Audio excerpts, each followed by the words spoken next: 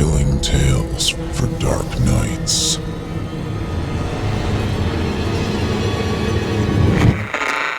Want to make sure you never miss a Chilling Tales for Dark Nights video again? Be sure to subscribe and hit that bell to turn on notifications.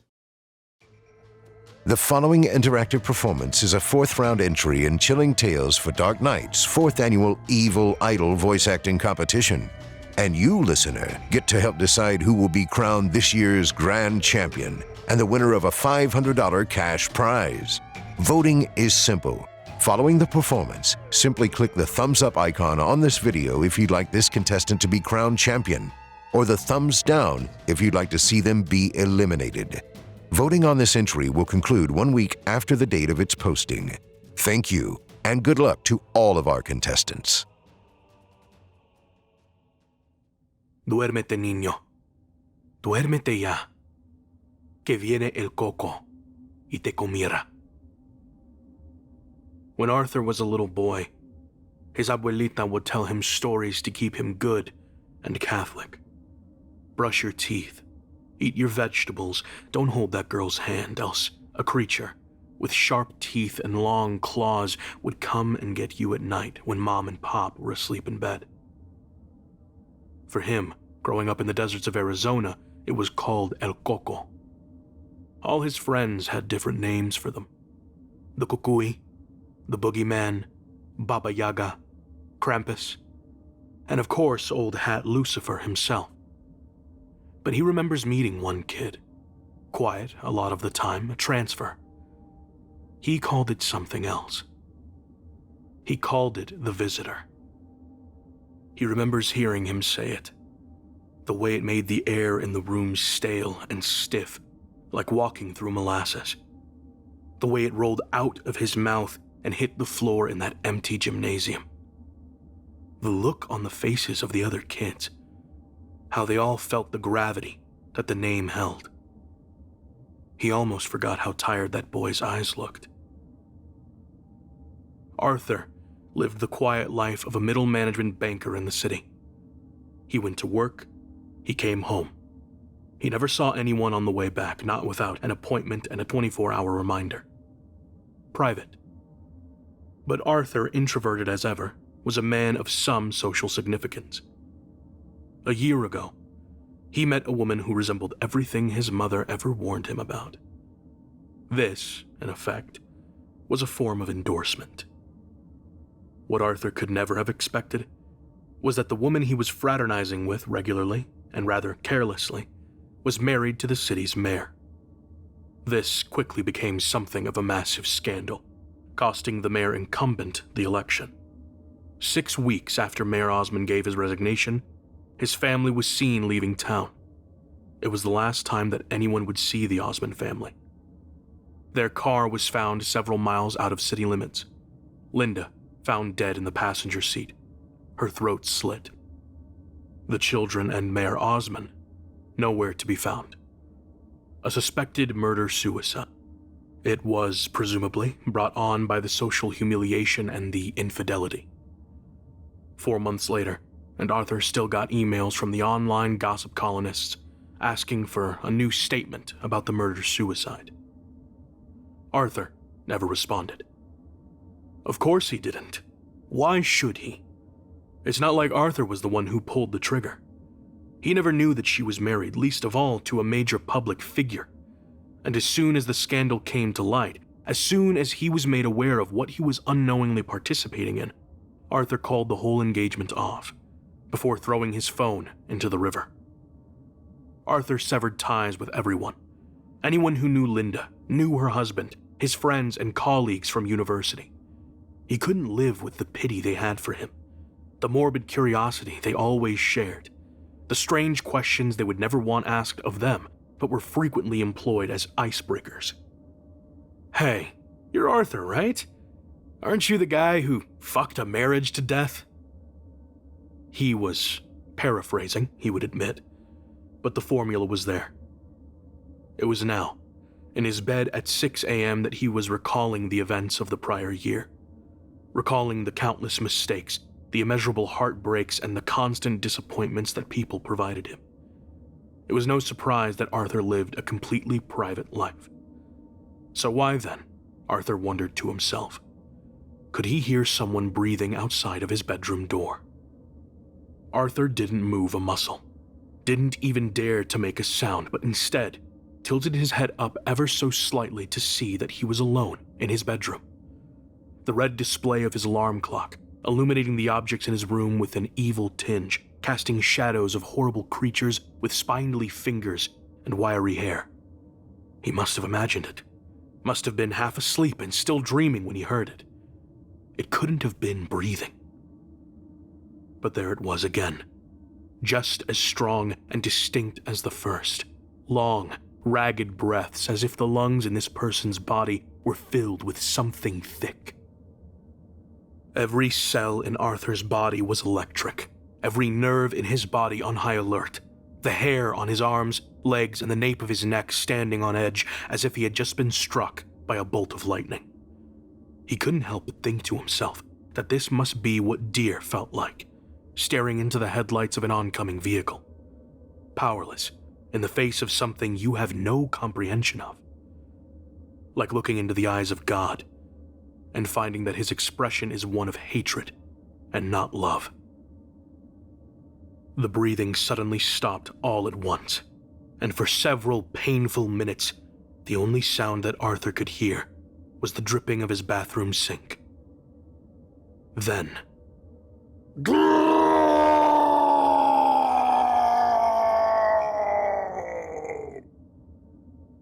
a massive roar that rocked the very foundation of Arthur's home. He could feel his bed rocking back and forth, vibrating from the force of the sound, a sensation he had only felt once during an earthquake. He stifled out a short yelp, covering it with his hands as the sound escaped his lips. A primal sound, one made by an animal informing the members of its pack that a more dangerous predator is near. A reaction baked into our DNA by our ancestors who slept in caves, which were frequented by hungry wild animals.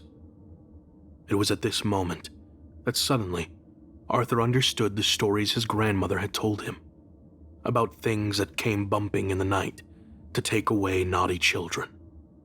There was the sound of something yelping out in pain, a break of something that sounded like bone, and the sound of something heavy and wet slamming against the floor. Still, the door remained untouched and undisturbed.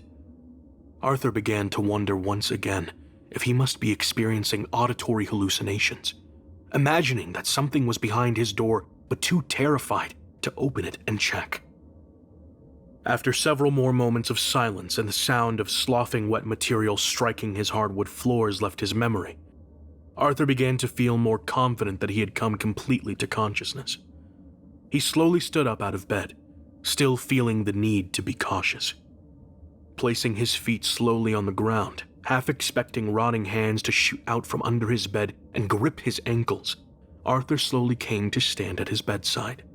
He turned slowly to face the door, waited several moments for something to happen, for something to break his confidence. But no breathing, no growling, no bones breaking, only silence. Not a single sound. He took a step, heard the creak of the wood underneath his feet slightly, and waited several more moments. Again, he was greeted with complete quiet. He took another step, and then another, feeling his confidence begin to swell. He got within a few steps of the door before a thought suddenly occurred to him. Something felt wrong.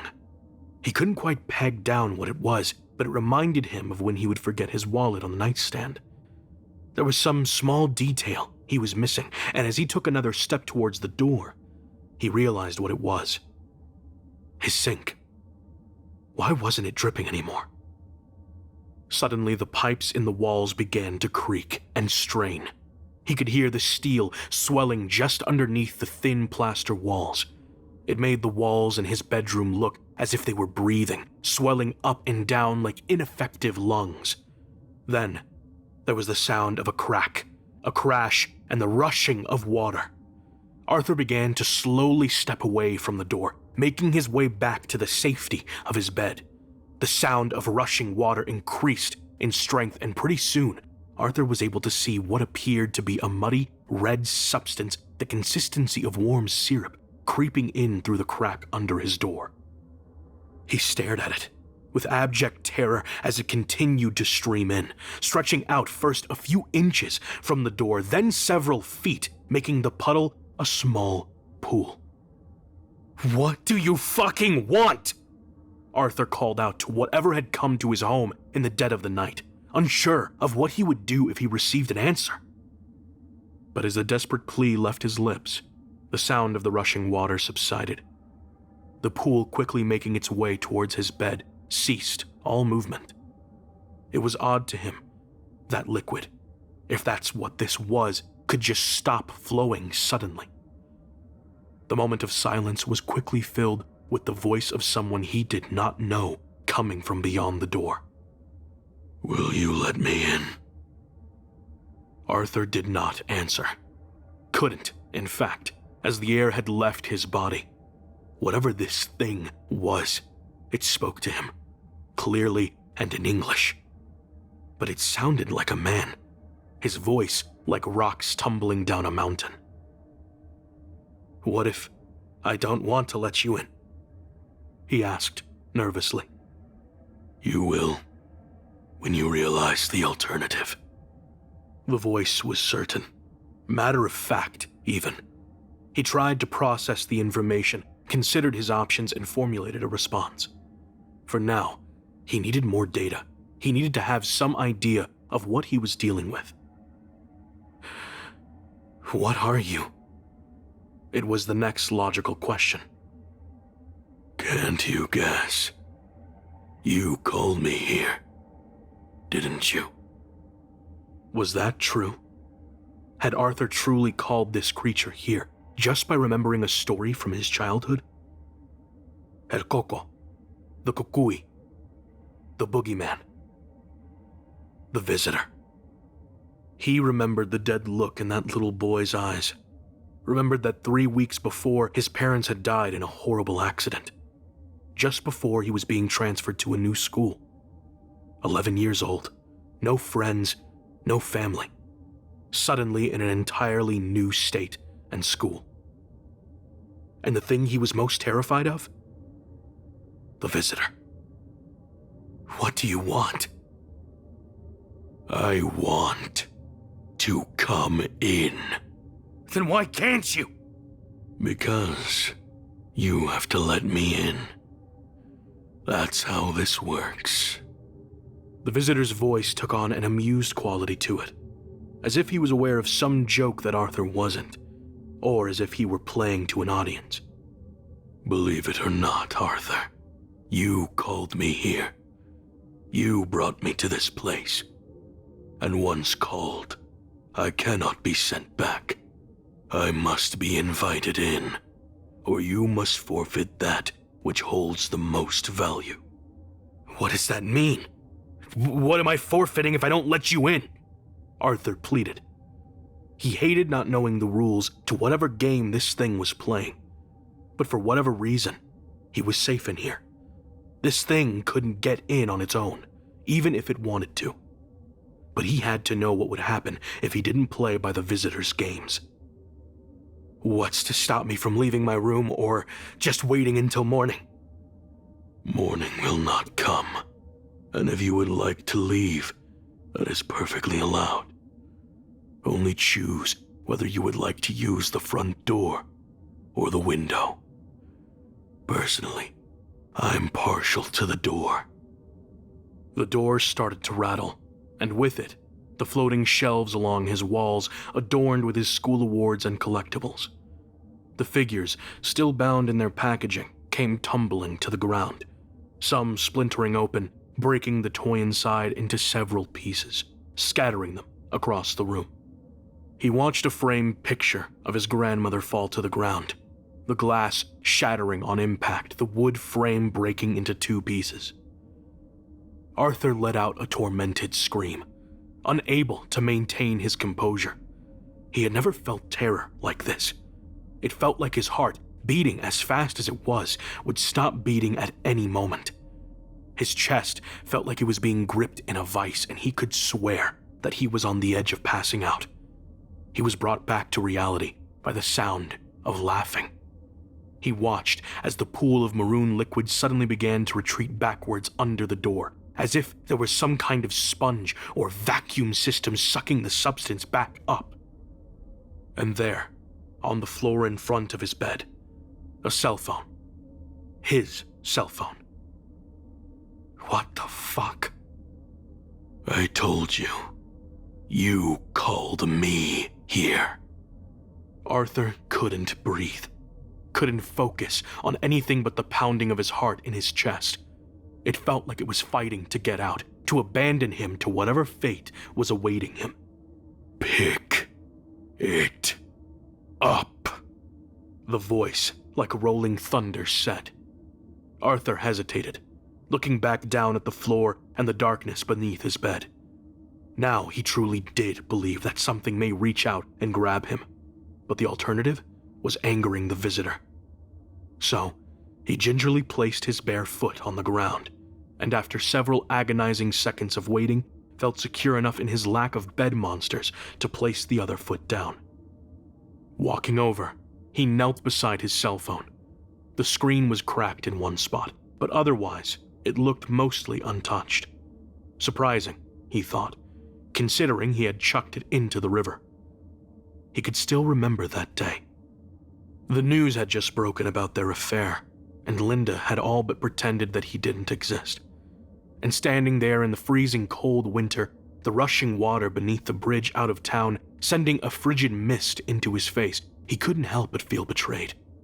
Linda had always told him that they would leave together one day, that they would get married as soon as she got away from her husband, as soon as she got custody of the kids, as soon as the time was right. The time, it appeared, would never be right. They had played with the idea once, getting married. They mused about it one night laying under the sheets, Arthur tracing patterns on her shoulders. "What do you think you would wear?" Linda chuckled. "I don't think I've ever seen you in a suit. Can you even tie a proper Windsor knot?" "I'll have you know that my grandmother did in fact teach me how to tie a tie." Is that right? It sounds weird, like there should be another verb for tying a tie. Just sounds silly. Linda laughed gently, before pushing her head into his chest. Her hair smelled like honey and cinnamon. "I'm never going to meet your grandmother, am I?" "No. She passed away a long time ago. I think she would have liked you. She always had a good read on people. That, and she could always spot a haunted house. Every time we would pass one, she would say some old Cuban lady bruja shit about el mal de ojo or espíritus malos. She sounds like she was amazing." "The best." Arthur snapped back to reality, seeing the cracked screen of the cell phone he was still holding. He suddenly felt sick to his stomach, but didn't voice his discomfort. "What am I supposed to do with this?" Turn it on. He held still for a moment, before swiping his finger against the screen, hoping that nothing would happen. But he wouldn't be so lucky. The screen lit up and unlocked to reveal his screensaver, a picture of his grandmother, holding him up in the air so that he could grab clothes off of a laundry line. It had been his screensaver ever since she passed. He glanced at the screen, the image surprisingly clear, and noted that there was an error indication on the top next to his notification banner. Written across the screen in small, nearly opaque text, he saw the message, "Failure to authenticate." I can't open it. The face scanner must be broken or something." Or it doesn't recognize you anymore. The message felt ominous, and was maybe even a bit of an insult. He began turning the phone over in his hand, inspecting its various surfaces, when he heard a chime. He quickly turned the phone back around and saw on his screen a single text message. It was from Linda, and in all capital letters. Help me. He dropped the phone on the ground and turned his head towards the door. He could feel it just beyond the thin layer of plywood watching him. Was it amused? Pleased by his terror and misery? He couldn't be certain. But now he was flooded with a new emotion. Rage. Just what the fuck is this? Are you trying to torture me before you do whatever the fuck it is you're here to do? My purpose here is self-explanatory, Arthur. Did you see her text? You should really respond. No. Fuck you. I'm not playing this game with you. I refuse to take part in this. Linda is dead. Her psycho husband slit her throat and disappeared. She's gone. Chime. Another message. Arthur froze. He didn't dare to move, didn't dare to look down at the phone that he knew was at his feet. She sounded rather desperate in her first message, don't you think, Arthur? The entity beyond the door chided. It was taking pleasure in this, all right, but he knew that there was only one way out of this, to play this game until it was bored enough to leave. He reached down, gripped the phone in his hand, and turned it over. Brightly displayed on the screen was a new message. He's coming. Please. I'm scared. Could it really be Linda? Or was this thing just playing some cruel joke on him before it took him to whatever hell it crawled out of? He swiped his fingers across the screen a couple times, attempting somehow to unlock the screen manually. He couldn't respond to her message on his screensaver, couldn't call the police. His phone was as useful as a brick. I swear to God, if you somehow have her, if you're doing anything to her, I swear to Christ! Neither are present, unfortunately. Perhaps their invitations got lost in the mail. Or maybe they simply burned the invite. Really though, Arthur, this is your party. It's your job to have fun, not to force your guests to provide all the entertainment. Fuck you! Ask yourself, Arthur, why am I here? If not to serve some greater purpose, then what? Have you ever seen a miracle? Water to wine, 5 loaves and 2 fish? No? Well, then maybe you should stop praying to entities you've never seen and focus on me instead. I'm very, very real, and I'm right here with you. All you have to do is let me in. And if I let you in, what will happen? The kid who told me about you, he told me what you did to his parents. Is that what you're going to do to Linda? To me? Perhaps. But you'll have to open the door to find out. Arthur felt his blood boiling. How much more of this could he take? He walked back to his bed, sat down, and listened for the dripping of his sink. He stared absent-mindedly into the screen of his cell phone, at the message displayed therein. For some reason, he couldn't help but remember the day his abuela died. She was 98 years old, a fantastic age for a woman who grew up in Havana, malnourished and pressed under the thumb of her militant government. She had grown up in a small neighborhood, where the houses sat on steep hills made mostly of concrete and granite. It was those streets, those houses with their unforgiving surfaces, that raised her to be the strong woman he loved to this day. She had taught him everything about being a man, at least all the things his father never seemed willing to. Senora Rosie, the neighborhood called her. Everyone back home knew who she was and loved her.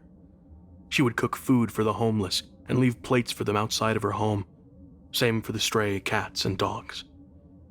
She would go to neighbors' homes and cleanse them with her old bruja magic that she swore worked wonders. But as strong as she was, not even an all-powerful witch like her could withstand the trials of time. On her 76th birthday, She fell and broke her hips. By her 80th, she couldn't walk anymore. And by her 90th, her mind had started to go with the rest of her health. That is to say, out the window. It tore him apart to see her in such pain all the time, to watch her get confused about simple things, forgetting what channel her favorite novelas were on, losing track of her medication and if she had taken them, forgetting his name. It was hard. Probably the hardest thing he ever did, putting her in a home at 95. But he felt that with the level of support she needed, he just couldn't maintain his own life and take care of her. He still maintained daily visits with her until he was 27. And then the visits started to decrease in frequency. Once or twice a week, and then once or twice a month, to sometimes just a phone call. He hadn't thought about it for a long time now, but he felt a pang of guilt strike him in his chest. What he would give, he thought to himself, to hear her voice right now. Chime. Another message flashing across his screen, this time partially cut off because of its length. Arthur, I'm so sorry. I didn't mean for any of this to happen. It was never my intention to hurt you. I just needed you to know that The message cut off. Aren't you going to reply? Poked the voice again. This time, he sounded more together? Whole? It was an odd nuance that he was able to pick up, and the voice was now starting to sound more human. Familiar even. I already told you that I can't. Why don't you just tell me what the hell all of this is about? Did you love her? What? The question caught him off guard. He had never considered it, but he supposed he did. They had planned for a future together, seen each other every week for several months, sometimes twice in one day. But was that love? He knew the sex was electric, the conversations equally as charged, but while he enjoyed her time, he never thought of Linda as his. He always suspected that one day or another, she would sort things out with her husband, or find a new, more interesting partner to occupy her time with. He supposed that he didn't love her. But then what was this pain in his chest? Have you ever heard of Dante's Inferno? It's the story of a man who journeys into hell to recover the soul of the woman he loves. She's been sent to hell for leading a life of sin, and he refuses to leave her to her fate. What does that have to do with anything? Well, the entire time he's walking through hell, taking in its immeasurable suffering, he has a guide. A man who walks with him and makes the nightmares make sense. He was the great poet Virgil, the real-life Dante's idol. Think of yourself as Dante right now. You're wandering through hell, trying desperately to make sense of it all. And what? You're Virgil? No. I'm hell. Just waiting on the other side of this door. One choice away from having you. One choice away from you letting me in. And then, Dante, you can see what it was all for. So that's it. I'm being punished for what happened to Linda and her family? How was I supposed to know? She never told me she was still with her husband. All I know was that they had a terrible fight and she came to me for help. She came to you for comfort in the form of raunchy hotel sex. The only one who had any illusions about her being an innocent and delicate flower was you, lover boy. So what was I supposed to fucking do? Play 20 questions, interrogate her, force her to tell me that she was still fucking her husband and making her kids lunch bags before coming to visit? So, you did hate her children? No, I didn't. I never got to meet them. They weren't. No. You know what? Fuck this. Fuck You! I don't have to put up with this. You're not real. You're some figment of my imagination, something I ate that didn't agree with my stomach. You can't be real.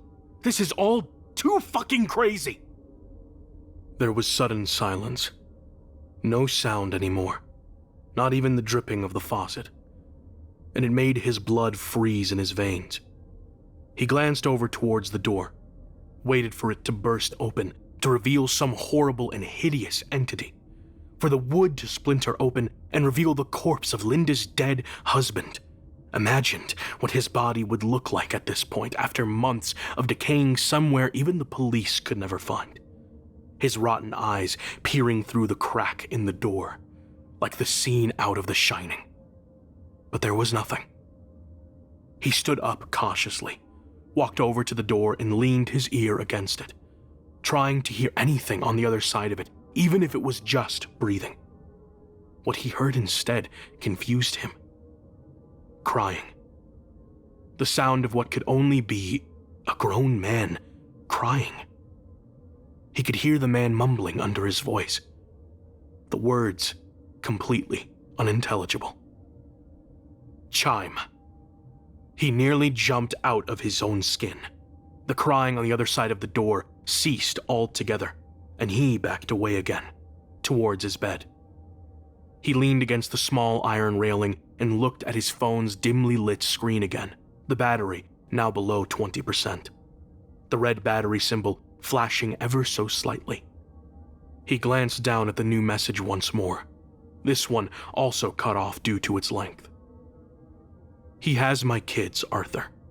Please, you have to know what you meant to me, what all of it meant to me. Being with you was the last time I ever felt truly normal. You... He started to weep. He couldn't contain it anymore. The tears started to come. Good. You're almost ready to let me in, said the disembodied voice on the other side of the door now. Arthur didn't care anymore. He continued to weep. He cried over how hopeless it all felt, how meaningless his life had been up until this point, trying to find meaning in his job with Linda. He spent most of his early 20s taking care of his grandmother. He never had time to just be a kid. His mother wasn't able, and he was also the only breadwinner in his household. So while his friends went out and drank and partied, he stayed home or went to work. That changed when he met Linda. She was crying on a park bench. He walked through the park every day to feed the birds, but that day, he found her instead. They stared at each other at first, neither saying a word. Her face was covered in snot and tears, her makeup running for the hills. He didn't have a handkerchief to offer, so he took off his sweater and held it in the air with what Linda described as the kind of smile a guy gives you when he's trying to convince you he isn't a threat. It made her burst out laughing, and he just stood there, taking it in. Her laugh wasn't cute like they tell you it will be in movies. It was unguarded, authentic. The kind of laugh that would show your dentist if you had any cavities. He started to laugh too. And then they had just spoken for hours. They exchanged phone numbers, went their separate ways, and for 3 months he didn't hear from her. But on the 7th day of the 3rd month, he received a desperate phone call. Linda had gotten into a physical argument with her husband. He had bruised her up pretty bad, and she was hardly able to speak over the phone without sobbing uncontrollably. He drove 3 hours out of his way to pick her up.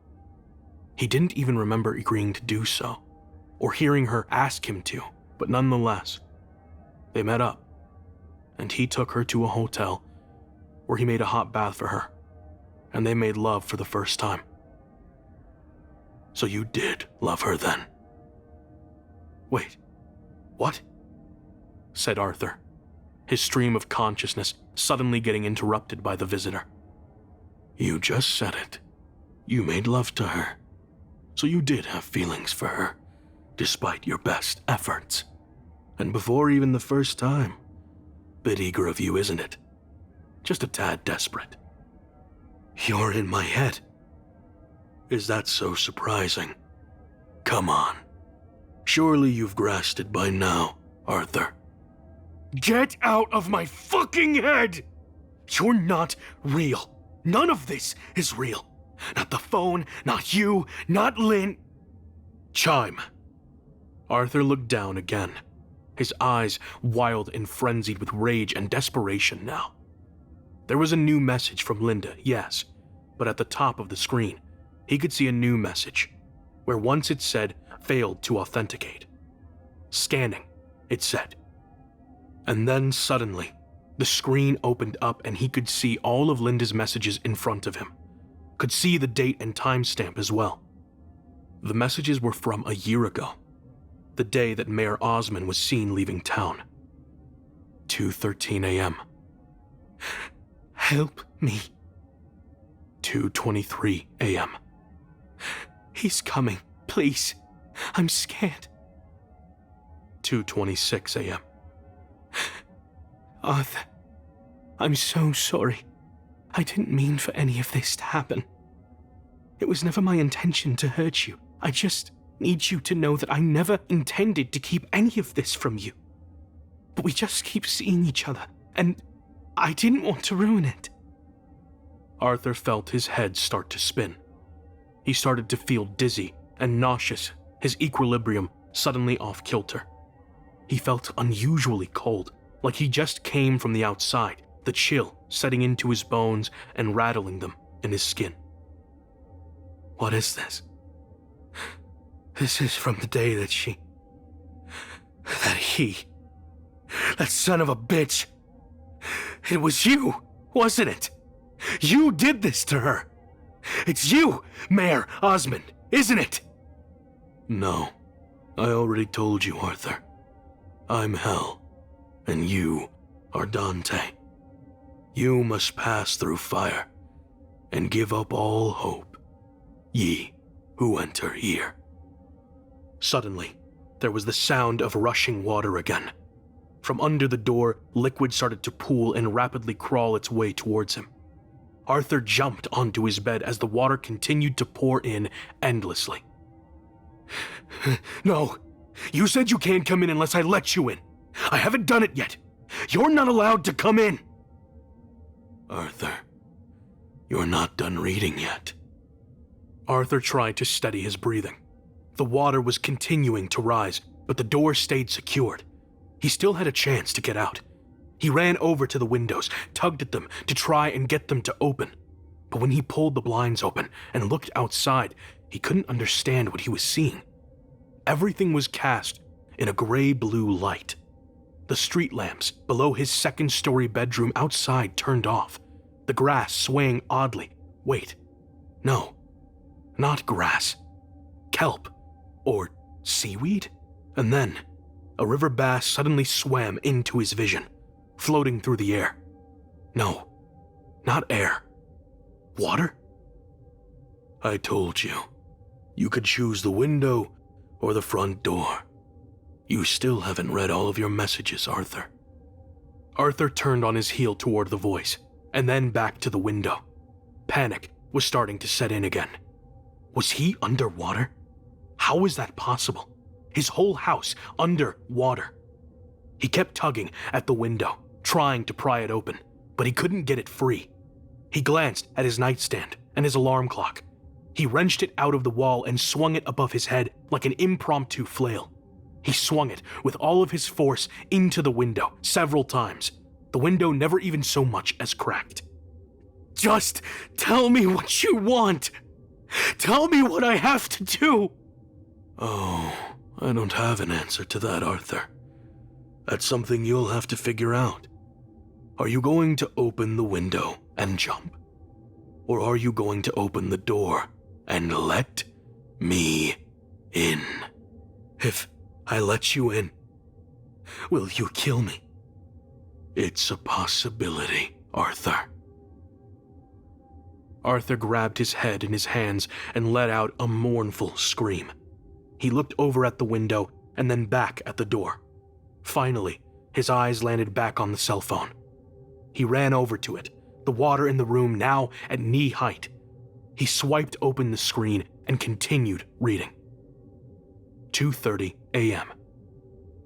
He has my kids, Arthur. Please, you have to know what you meant to me. What all of it meant to me. Being with you was the last time I ever felt truly normal.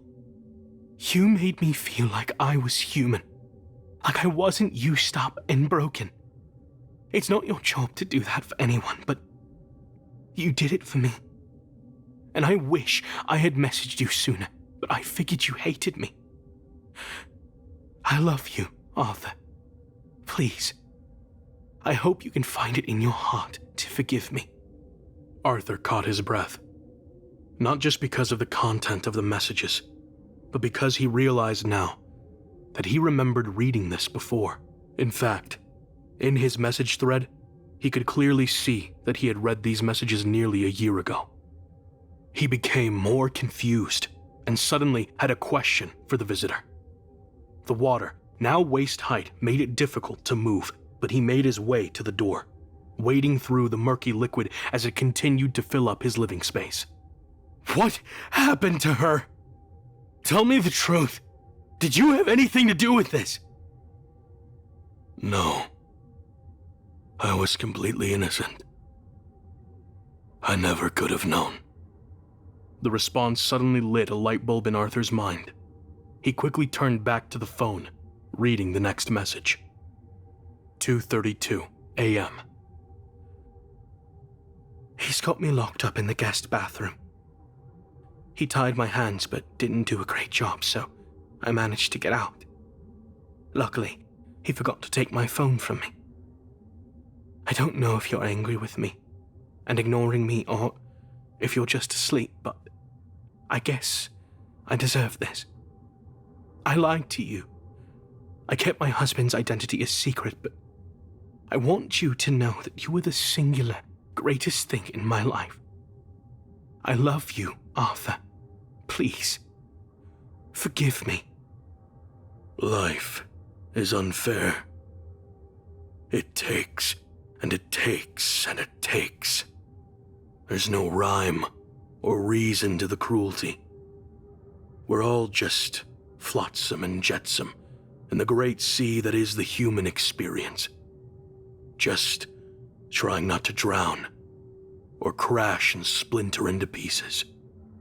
Sometimes the end is painless. Sometimes it's brutal and horrific. And none of us ever know which it'll be. The visitor said. He sounded resigned, tired, like he just finished a boxing match. He continued. It's so easy for us to point the blame at anyone else but ourselves. To see the cruelty and say, well, not my problem. Why should I care? I had no part in it. It's surely not my fault. Me. Completely without fault. Arthur started to speak, picking up where the visitor left off. I abandoned my grandmother. I abandoned Linda. I left them to die a cruel, lonely death. How am I supposed to live with that? You try. You do what you can every day, each day, until you can't anymore. And then you keep fighting anyway. I'm just so tired. I know, Arthur. I'm so sorry. What are you? I think you already know, Arthur. Come on, bud. One more message to read. Then, it's time to make a choice. Just remember, it's always harder climbing down. The room fell silent, the water still rising and now just above his chest. Arthur looked at the screen, tears still streaming out of his eyes, trying to see through the salty liquid at Linda's final message. 2:41 a.m. He came in and gave me something to make me sleep. I don't think I'll ever wake up again. I just want you to know, Arthur, I was so excited to give my whole future to you. I love you, and I'm so sorry. Please, when you wake up and see these messages, don't blame yourself. This isn't your fault. You are completely innocent. You never could have known. I love you. Goodbye, Arthur. The water finally crested over Arthur's head, and he was submerged beneath the briny substance. He felt his body slowly lift off the ground and he began to float, feeling his head just hit the ceiling before he bobbed uselessly in the water. He threw a glance toward the window and then back at the door. Decision time. He swam toward the door, gripping his hands on the knob. The water was freezing and biting into his flesh. He could feel his eyes stinging with the cold as he tightened his fist around the knob. He pulled against the door, trying to get it open, but it wouldn't move. It was like it was frozen in place. It's always harder climbing down. Arthur placed his feet on either side of the door on the adjoining walls. He tightened his fist around the doorknob again and began to pull, throwing his legs and back into the equation.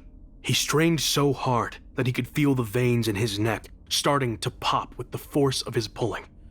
He could feel the air in his lungs starting to burn now, the phone slowly floating away from him, spinning slowly as if in space, showing him the picture of Senora Rossi, holding up a little boy who loved to pull down freshly washed laundry.